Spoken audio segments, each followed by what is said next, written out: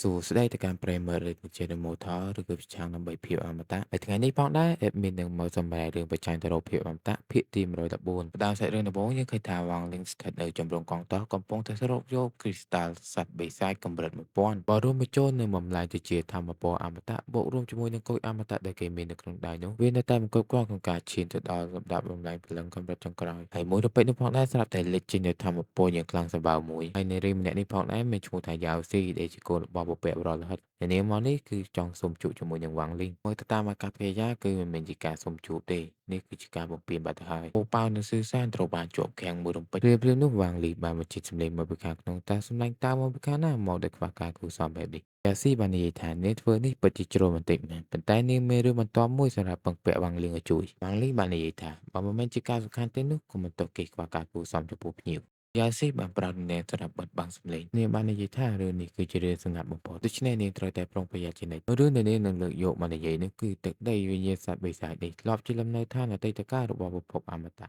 ក្រោយពីពិភពអមតៈដួលរលំទៅទីកន្លែងនេះក៏ប្រែជាស្ងាត់សូន្យឈឹងប៉ុន្តែថ្មីនេះនាងបានរកឃើញភូមិគ្រឹះរបស់ពិភពអមតៈមួយដែលចៃដន្យតែដោយសារវេទមន្តហាមឃាត់នៅទីនោះសំអាងលឿននាងម្នាក់ឯងគឺមិនអាចធ្វើអ្វីបានទេខ្ញុំបានឮថាសម្លាញ់តាវវ៉ាងពូកែខាងវេទមន្តហាមឃាត់អភិរកិច្ចនេះទទួលបានជោគជ័យ កំណប់អមតៈពួកយើងនឹងបែកចែកគ្នាម្នាក់ពាក់កណ្ដាលវ៉ាងលីមានការសង្ស័យបន្តិចព្រោះភូមិគ្រឹះអមតៈជារបស់ដែលមានតម្លៃយ៉ាវស៊ីម្នាក់នេះពិតជាពិបាកទុកចិត្តណាស់ដែលមានការសង្ស័យវ៉ាងលីបានធ្វើការសាកល្បងចិត្តរបស់នេះដោយលើកហេតុផលថាកម្រិតវឹកហាត់របស់ខ្លួនស្ថិតនៅដំណាក់កាលសំខាន់មិនអាចជួយនាងបានទេដោយរឿងទាំងនេះយ៉ាវស៊ីបានដឹងរួចទៅហើយនាងថែមទាំងនិយាយថានៅទីនេះគឺខ្សត់គុកអមតៈខ្លាំងណាស់ដើម្បីបញ្ជាក់ភាពស័ក្តិសមរបស់ខ្លួននាងអង្គុយរួចនិយាយថា គុយអមតៈដែលខ្លួនទុកសម្រាប់មនុស្សចូលរំដាប់ស្ដារកំពូលនោះនាងនឹងប្រកល់ជូនគេទាំងអស់បន្ទាប់ពីភារកិច្ចត្រូវបានបញ្ចប់នាងនឹងប្រកល់ជូនបន្ថែមទៀតប៉ាងលីងស្វែងស្វាក់ឬគិតថាកូនរបស់ពពកបរោះលោហិតពិតជាដៃទលេពិតមែនប៉ុន្តែរឿងនេះមិនច្បាស់លាស់ខ្ញុំមិនអាចទៅតាមប្រថុយទេយ៉ាវស៊ីបានដឹងយ៉ាងច្បាស់ពីគំនិតរបស់វ៉ាងលីងឬក៏និយាយថាបើលោកនៅតែបារម្ភអាចលេបថ្នាំប្រលឹងលោហិតនេះ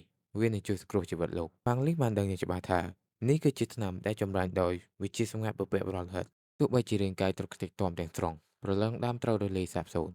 ឲ្យតែលេបថ្នាំនេះនឹងប្រមូលផ្ដុំរាងកាយឡើងវិញបានដោយគ្មានបន្សល់ស្នាមរបួសបន្តិចសោះឡើយបើអាចទទួលបានកំណត់សង្គ្រោះជីវិតបែបនេះពិតជាត្រូវបន្ថយមកក្តារហើយរួចឲ្យគេបន្តនិយាយថាកំណត់ពពកប្រលហិតខ្ញុំធ្លាប់ឮពីវ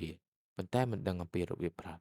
យ៉ាស៊ីបានតបមកវិញថានេះគឺជាអាថ៌កំបាំងរបស់គ្រួសារខ្ញុំមិនអាចប្រាប់ដោយងាយៗបានទេលុះត្រាតែលោកព្រមជួយខ្ញុំអាចបន្ថែមជួយមួយគ្រាប់ទៀតជាស្នូលនឹងការដោះដូរវ៉ាងលីគិតមួយផ្លែតរួចក៏ឆ្លើយយកព្រមចៅស៊ីបានប្រកល់បន្តកូចដែលជាវិធីសាស្ត្រប្រើប្រាស់ថ្នាំមួយនោះរួចនាងបាននិយាយថាថ្ងៃក្រោយពេលប្រឡងដើមទាញចូលគ្នាដូច្នេះវានឹងអាចប្រមូលផ្ដុំឡើងវិញស្ថិតនៅក្នុងក្បួនគ្រួសាររបស់នាងដែលនៅទីចិត្តបំផុតមុននឹងចាក់ចេញនាងបានផ្ដាំវ៉ាលីងថា3ថ្ងៃក្រោយយាម3ពេលសត្វបិសាចពណ៌ស្វាយរះឡើងជួបគ្នានៅលើភ្នំគូបន្ទាប់ពីនាងចាក់ចេញទៅវ៉ាងលីងកាន់របស់នោះបែរជាទទួលបានអារម្មណ៍សរសៃឈាមកំពុងរលាយចូលគ្នា បន្ទាប់ពីគេយកថ្នាំមួយគ្រាប់យកមកលេបយ៉ាវស៊ីក៏ទទួលបានអារម្មណ៍នឹងភ្លាមនាងញញឹមដូចជាពេញចិត្តណាស់រួចក៏ចាក់ចេញទៅរយៈពេល3ថ្ងៃក៏បានកន្លងផុតកាត់ចូលមកក្នុងជំរំទ័ពក៏សិស្សទាំងពីរក៏ធ្វើការគោរពទៅលើវ៉ាងលីងនិយាយថាគ្រូមានការរវល់មួយរយៈរួចក៏ផ្ដាំទៅពួកគេទាំងពីរឲ្យរងចាំនៅជំរំទ័ពអាវខ្មៅនេះពួកឯងត្រូវតែនាំគ្នាប្រឹងប្រែងហ្វឹកហាត់បន្ទាប់មកគេក៏ចាក់ចេញទៅកាត់ចូលមកកន្លែងទីតាំងភ្នំគូនេះគឺជាកន្លែងដែលពួកគេត្រូវណាត់ជួបគ្នាមួយសន្ទុះក្រោយមកវ៉ាងលីងក៏មកដល់យ៉ាវស៊ីបានចាំយ៉ាងច្បាស់ថា នាងបានប្រកល់គុយអមតៈគ្រប់គ្រាន់ហើយសម្រាប់វ៉ាងលីរយៈពេល3ថ្ងៃកន្លងផុតគេនៅតែមិនទាន់ទម្លុះកម្រិតបាន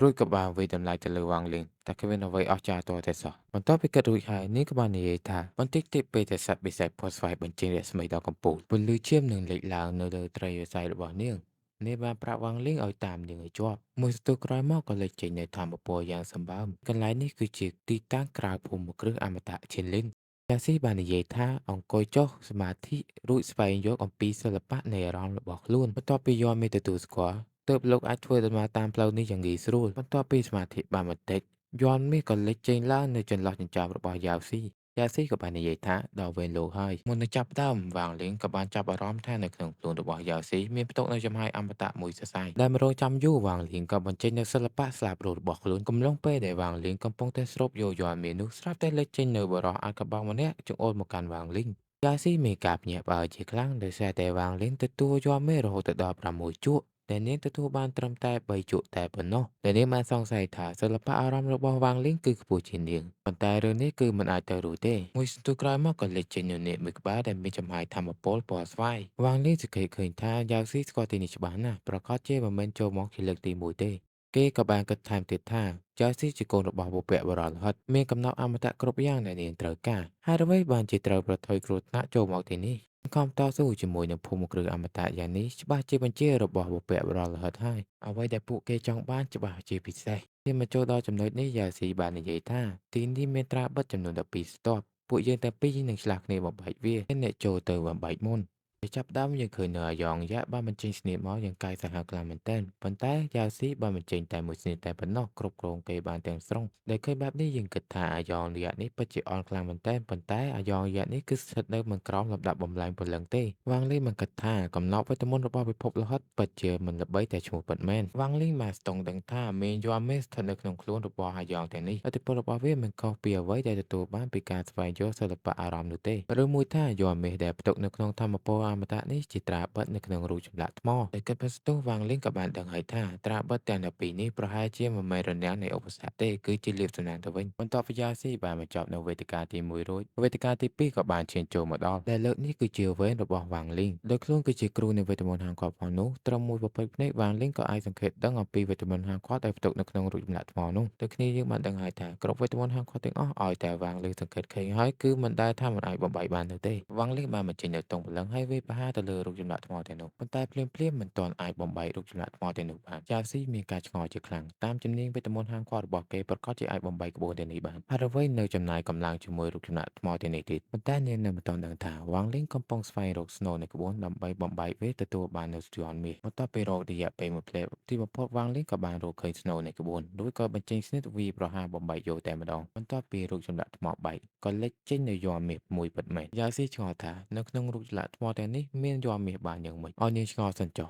ពេលនេះវ៉ាងលីងកំពុងតែស្រូបយកយន្តមាសទាំងនោះចូលទៅក្នុងខ្លួនរំពេចនោះវ៉ាងលីងក៏បានទទួលដឹងថាអក្សរយន្តទាំងនេះគឺត្រួតទៅលើអក្សរយន្តនៃវេទិកាទី1អូនយ៉ាស៊ីរបស់យើងធ្វើមុខឆ្ងល់ថែមទាំងគិតថាគេទទួលបាននូវចៃដន្យទៀតផងពេលនោះអូនយ៉ាស៊ីរបស់យើងបានធ្វើការឈូទៅយ៉ាងលឿនដើម្បីទៅវេទិកាទី3ហើយនិយាយថាគ្រាន់តែវាយបំបាច់នៅរូបចម្លាក់ថ្មមានស្អីពិបាកតែវ៉ាងលីរបស់យើងធ្វើមុខពើនៅទេប៉ុន្តែពេលនេះបានសង្កេតឃើញនៅយន្តមាន3ជក់ទៀតហើយកាត់ចូលមកដល់កន្លែងសេកសាររបស់យើងបញ្ចេញតែមួយធាតុនោះទេបានវាយបំបាច់រូបចម្លាក់ថ្មយ៉ាងផុយប៉ុន្តែអូនស្រីរបស់យើងមានសំណាងខ្លាំងមែនទែនដោយគ្មានទទួលបានអ្វីតតែសោះពេលនេះឈានចូលនៅវេទិកាបន្ទាប់ហើយវ៉ាងលីក៏ទទួលបាននៅយន្ត4ជក់ថែមមួយទៀតហើយតែបន្តទៅវេទិកាបន្ទាប់អូនស្រីយ៉ាវស៊ីរបស់យើងគឺមិនទទួលបានអ្វីទៀតហើយដោយប្រើចរិតសេស្អាតឆ្ងល់តែមិនហ៊ានសួរគេនោះទេវ៉ាងលីរបស់យើងក៏មិនណយដែរបានញញឹមឌឺគេថែមទៀតដល់បន្តទៅវេទិកាបន្តវ៉ាងលីនៅតែទទួលបាននៅជាប់បន្ថែមទៀតហើយអូនស្រីរបស់យើងគ្មានទទួលបានអ្វីតតែសោះបន្តមកជាយូរទីបំផុតក៏ដល់នៅវេទិកាចុងក្រោយដោយវេទិកានេះផងដែរយ័រមេគឺមាន12ជក់វ៉ាងលីបានបញ្ចេញនៅតុងព្រលឹងដើម្បីវាបំបាច់នៅរូបឆ្លាក់ថ្មចុងក្រោយអក្សរយ័ន្តដែលលេចចេញពីរូបឆ្លាក់ថ្មចុងក្រោយនេះគឺមានពាក្យថាលីតរំពេចនៅស្រាប់តែលេចចេញនៅស្រមោលមួយដ៏ធំហើយនិយាយថាយើងគឺឈិនលីនវ៉ាងលីបានដឹងយ៉ាងច្បាស់ថាបរិសម្នាក់នោះគឺជាអតីតម្ចាស់ភូមិគ្រឹះអមតៈមួយនេះនឹងឯងភ្លាមនោះវ៉ាងលីបានឃើញថាវេទមន្តហាងគាត់នៃវេទិកាទាំងពីរនេះធ្វើឲ្យភាពលំបាកកើនឡើងពីមួយស្ទប់ទៅមួយស្ទប់ពិតមែនតែបើគិតទៅលើសមត្ថភាពរបស់យ៉ាស៊ីសៀវប្រើតែកំណត់វេទមន្តក៏អាចឆ្លងផុតទៅខ្លួនឯងបានដែរហើយអ្វីក៏នាងទទួលចង់ហៅខ្ញុំមករួមមួយរូបចម្លាក់វេទមន្តហាងគាត់នេះមិនមែនជាឧបសគ្គចុងក្រោយទីនេះប្រកាសជាមានគ្រោះថ្នាក់ផ្សេងទៀតវ៉ាងលីមិនទាន់និយាយចប់ស្រួលបោះផងស្រាប់តែលេចចេញនៅភូមិគ្រឹះមួយនៅចំពីមុខយកតែម្ដងគ្រាន់តែចំហាយខ្យល់ដែលចេញពីភូមិគ្រឹះនោះក៏ធ្វើឲ្យពួកគេពិបាកនឹងទប់ទល់ណាស់ទៅហើយវ៉ាងលីបានដឹងថាខ្យល់ខ្លាំងនៃបែបផ្លូវនេះនរណាដែលចូលមកគឺមិនអាចបកក្រោយបានទេភ្លាមនោះស្រាប់តែលេចចេញអមតៈយានទ្វារមួយរូបគេបានដាក់លក្ខខណ្ឌថាឲ្យតែទទួលពីគេបាន3ដើរនឹងមានសិទ្ធិចូលភូមិគ្រឹះអមតៈសេសាទយ៉ាវស៊ីរបស់យើងបានឈានមកមុខហើយនិយាយថាពួកខ្ញុំទាំងពីរទទួលម្នាក់មួយដាវចុងក្រោយនឹងទទួលរួមគ្នាអមតៈមុខស្លើម្នាក់នោះក៏បានយកព្រមអ្នកទី1ឈានមកមុខដោយសេសាទយ៉ាវស៊ីរបស់យើងគឺលេខខូចគេខ្លាំងមែនទែនដោយឲ្យវ៉ាងលីនចូលទៅប្រកួតមុនប៉ុន្តែវ៉ាងលីនមិនបានយកព្រមទេនាងក៏ថែមតែនិយាយទៀតថាលោកបានដឹងរួចទៅហើយច្រកទ្វារគឺបានបិទអ្នកដែលទទួលបានយន្តមាសមានតែផ្លូវមួយប៉ុណ្ណោះគឺចូលទៅភូមិគ្រឹះអមតៈដូច្នេះនាងអញ្ជើញខ្ញុំមកបំបីវីតាមីនហាងគាត់គ្រាន់តែជាលេសបិទបាំងតែប៉ុណ្ណោះរឿងដែលពិតប្រាកដនោះគឺឲ្យខ្ញុំមករកដែរជំនួសនាងចាប់បានប៉ុណ្ណឹងហើយនាងនៅតែនិយាយដល់សារពួកយើងគ្រាន់តែទទួលរងនៅចំហាយដើរលំដាប់សម្ដានកម្ពុជា3ដើរតែប៉ុណ្ណោះបន្ទាប់មកនាងអាចចូលភូមិគ្រឹះអមតៈហើយវ៉ាងលីងអស់សំណើចបន្តិចរួចក៏និយាយថា នាងឲ្យតម្លៃគេខ្ពស់ពេកហើយគេនៅត្រឹមលំដាប់បំលែងព្រលឹងកម្រិតមធ្យមតែប៉ុណ្ណោះមិននឹងអាចទប់ទល់នឹងចំហាយដើរលំដាប់សម្ដាប់កម្ពស់បានទៅស្រីស្អាតចៅស៊ីរបស់យើងសើចហើយនិយាយថាវ៉ាងលីងបបាយក្តារអុកជាមួយខ្ញុំជាផ្លូវរស់តែមួយគត់របស់លោកបរាជ័យគឺស្លាប់ជោគជ័យគឺរស់លោកគ្មានជំរឿនសម្រាប់រើសនោះទេកុំបារម្ភអីឆ្នាំប្រលឹងលោហិតនោះក្រែងលោកបានលេបហើយមែនទេវ៉ាងលីងសរសើរយ៉ាវស៊ីពិតជារៀបចំនៅផែនការបានយ៉ាងល្អខ្ចោះសង្ឃឹមថាថ្ងៃនេះនាងនឹងរក្សាពេលសន្យាបន្ទាប់ពីនិយាយរួចគេក៏ឈានទៅមុខទប់ទល់នឹងចំហាយដើររបស់អ្នកយាមទ្វារពិភពអមតៈពេលនោះគេក៏បានបញ្ចេញនូវសិល្បៈអារម្មណ៍ដើម្បីទប់ទល់នឹងស្នេហ៍របស់អ្នកយាមទ្វារពិភពអមតៈដោយសំអាងលើកម្រិតវឹកហាត់បច្ចុប្បន្នរបស់គេទទួលចំហាយដើរទី1គឺមិនប្រកាសថាស្លាប់នោះទេវ៉ាងលីងខំប្រឹងទប់ទល់ជាមួយនឹងចំហាយដើរយ៉ាងវេទនាខ្លាំងមែនទែនពេលនោះយ៉ាវស៊ីក៏បានប្រាប់ថាចាប់ប្រើវិជាអាកំបាំងប្រលឹងលោហិតទៅសង្គ្រោះជីវិតជារឿងសំខាន់នរណាតែដឹងថាយ៉ាវស៊ីម្នាក់នេះបានលេល្បិចដាក់វ៉ាងលីងដោយប្រកល់ទៅស្នាមខ្លាំងៗឲ្យទៅគេរួចក៏និយាយថាទីតាំងភូមិគ្រឹះអមតៈនេះជាការសម្ងាត់កម្ពស់របស់គ្រួសាររបស់នាងមិនទាំងអាចទុកឲ្យឯងនៅមានជីវិតបានទៅវ៉ាងលីងឯងពលីជីវិតដើម្បីវពៈបរោះគ្រួសាររបស់ខ្ញុំជាកិត្តិយសរបស់ឯងណាស់ទៅហើយបន្ទាប់ពីដាវទី1ទទួលបានជោគជ័យឈានទៅចូលដាវទី2ដោយសារតែយ៉ាវស៊ីមកទីនេះគឺមិនមែនជាលើកទី1ទេនៅរាល់ដងនៅពេលដែលឈានដល់ចំណុចនេះនាងទទួលបានតែ2ដាវតែប៉ុណ្ណោះដូច្នេះទើបនាងបោកបញ្ឆោតឲ្យវ៉ាងលីងមកទទួលដាវទី1ជំនួសនាងដោយសារតែយ៉ាវស៊ីចូលមកទីនេះគឺមិនមែនជាលើកទី1តែប៉ុណ្ណោះទេដោយការទទួលជោគជ័យពីការរងដាវបន្តគ្រាន់តែរឿងមុននឹងក្រោយតែប៉ុណ្ណោះនាងក៏បានស្រែកថាទីបំផុតខ្ញុំទទួលបានជោគជ័យហើយលោកពុកគ្រួសារយើងនឹងឈានដល់កំពូលម្ដងទៀតមិនទាន់សប្បាយអស់ចិត្តផងស្រាប់តែវ៉ាងលីងលុចចេញនៅពីក្រោយខ្លួនរបស់នាងជាមួយនឹងមួយចំបើងដែលគេបានដឹងស្រាប់ហើយថានាងបានឲ្យមកគេនោះគ្រាន់តែជាថ្នាំខ្លាំងៗតែប៉ុណ្ណោះរបស់មានតម្លៃបែបនេះនាងមិននឹងអាចឲ្យខ្ញុំបានទៅងាយៗទៅមុនពេលដែលនាងចាក់ចេញនាងបានមកសល់នៅវិញ្ញាណដឹងដើម្បីតាមដានគេបានដឹងយ៉ាងច្បាស់ថាថ្នាំនេះគឺជាថ្នាំខ្លាំងៗតែប៉ុណ្ណោះប៉ុន្តែភូមិគ្រឹះអមតៈតំណងជាការប៉ັດកុយអមតៈដែលនាងបានឲ្យមកខ្ញុំទុកទំនុកកម្រិតនោះខ្ញុំមិនបានប្រើវានោះទេតែខ្ញុំបានបំលែងវាទៅជាគ្រីស្តាល់អមតៈរក្សាទុកនៅក្នុងខ្លួនទុកប្រើសម្រាប់សង្គ្រោះជីវិតយ៉ាស៊ីភ្ញាក់ផ្អើលយ៉ាងខ្លាំងនៅពេលដែលវ៉ាងលីងប្រើគ្រីស្តាល់អមតៈមកទទួលចំហាយតាមលំដាប់សម្ដារកំពូលគេធ្វើពុតជាតុនខ្សោយរងចាំដល់ពេលដែលខ្ញុំទទួលនៅចំហាយដើរពីបន្ទាប់នោះទើបចេញមកទទួលផលយកតែម្ដងវ៉ាងលីងបានប្រើនៅមួយចម្បាំងដើម្បីបិទបាំងនៅចំហាយធម្មពលរបស់ខ្លួនគេថែមទាំងបិទនៅសរសៃធម្មពលរបស់យ៉ាស៊ីថែមទៀតសម្បីតែធម្មពលអមតៈតែបន្តិចក៏មិនអាចប្រើបានដែរយ៉ាស៊ីម្នាក់នោះទទូចឲ្យវ៉ាងលីងសម្រាប់ខ្លួនប៉ុន្តែវ៉ាងលីងមិនមែនល្ងងនោះទេ